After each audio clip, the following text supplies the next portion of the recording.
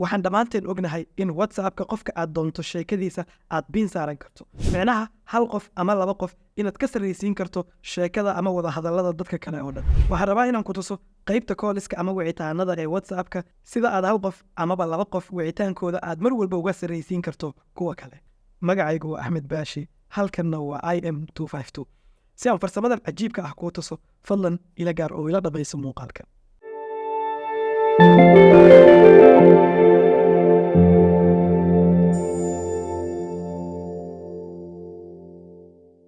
Si aad wicitaanka ama koolka hal qof oo keliya WhatsApp-ka uga dhigto midka ugu sarreeya mar walba, fadlan soo gal marka hore WhatsApp-kaaga, kadibna qaybta call-iska imo.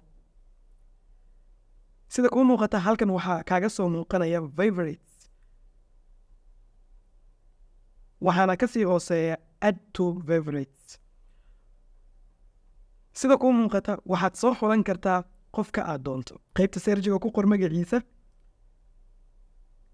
kadibna dooro calaamadda tigta ah saar, kadibna taabo batanka done. Sida kuu muuqata qofkan mar walba qaybta call-iska isaga ayaa ugu sarreyn doona. Haddaba haddii aad qof kale inaad kusoo dartarato amaba qofkii inaad ka saarto, waxaad samayn kartaa inaad taabato calaamadda meesha ay ku qoran tahay more, kadibna edit. Marka aad taabato qofkii horay ugu jiray waxaa ka soo muuqanaya dhinaciisa calaamadda minuska oo guduudan. Marka aad taabatana waxaad samayn kartaa inaad delete garayso. Haddaba si aad qof kale ugu soo darto, keliya waxaad dooran doontaa halka ay ku qoran tahay add to favorites, kadibna waxaad soo xulan doontaa qofka ama labada qof ee aad rabto inaad call-iskooda mar walba ugu sarraysiiso qaybta wicitaanada. Anigoo rajaynaya in farsamadan cajiibka ah aad ka faa'iiday, fadlan maxaad ka qabtaa inaad nagu soo biirto maanta? Waa inoo muuqaalka xiga. Nabadgelyo.